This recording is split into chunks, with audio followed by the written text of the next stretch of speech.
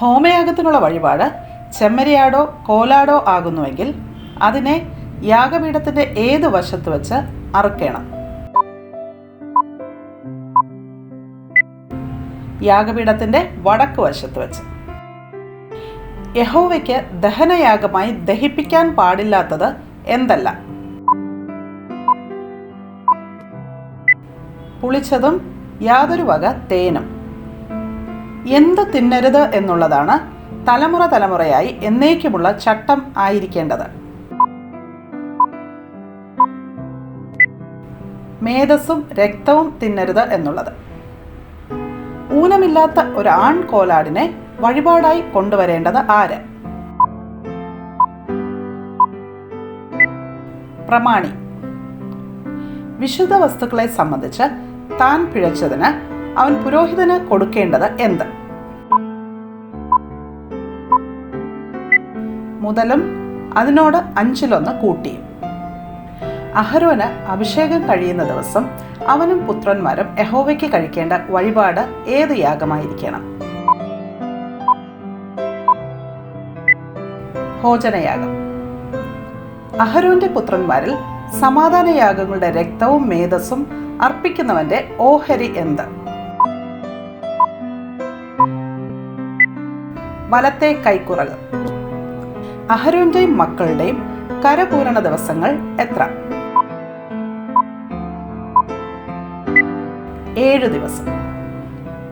മോശയും അഹരോനും സമാഗമന കൂടാരത്തിൽ കടന്നിട്ട് പുറത്തു വന്ന് ജനത്തെ ആശീർവദിച്ചപ്പോൾ സകല ജനത്തിനും പ്രത്യക്ഷമായത് എന്ത്? യഹോവയുടെ തേജസ്.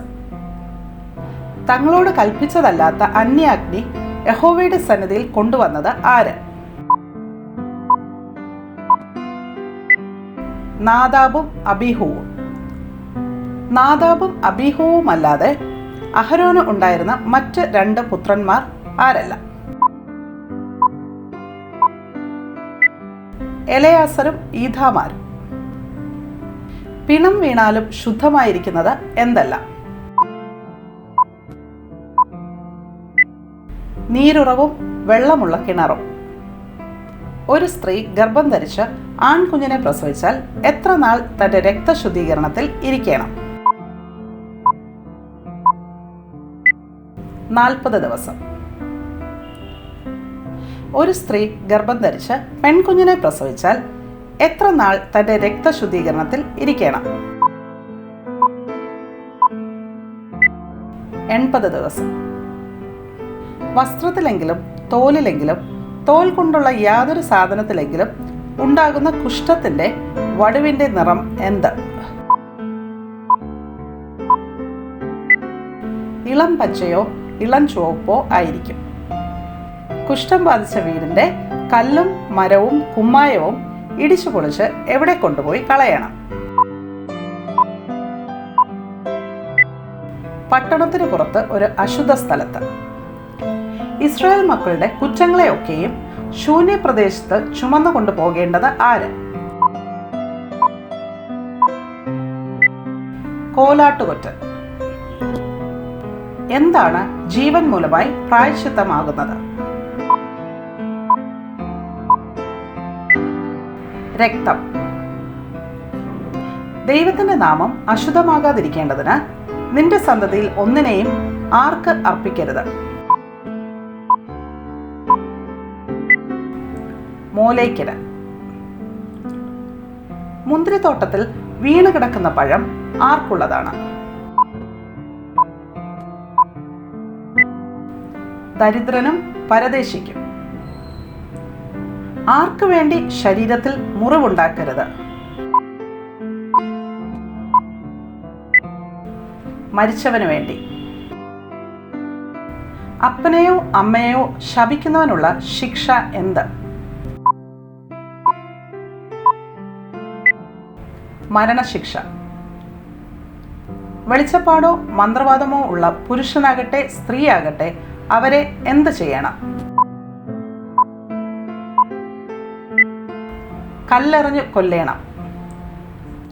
അഹരോന്റെ സന്തതിയിൽ ആരാണ് ദൈവത്തിന്റെ ഭോജനം അർപ്പിപ്പാൻ ഒരിക്കലും അടുത്തു വരാൻ പാടില്ലാത്തത്? അംഗഹീനനായ ഒരുത്തനും. ഒരു കാളയോ ചെമ്മരിയാടോ കോലാടോ പിറന്നാൽ എത്ര ദിവസം തള്ളയുടെ അടുക്കൽ ഇരിക്കണം? 7 ദിവസം. 7-ാം മാസം 15-ാം തീയതി മുതൽ 7 ദിവസം യഹോവയ്ക്ക് ഏത് പെരുന്നാൾ ആകുന്നു? കൂടാരപ്പെരുന്നാൾ. തിരുനാമം ദുഷിച്ച് ശപിച്ചവന്റെ അമ്മയുടെ പേരെന്ത്?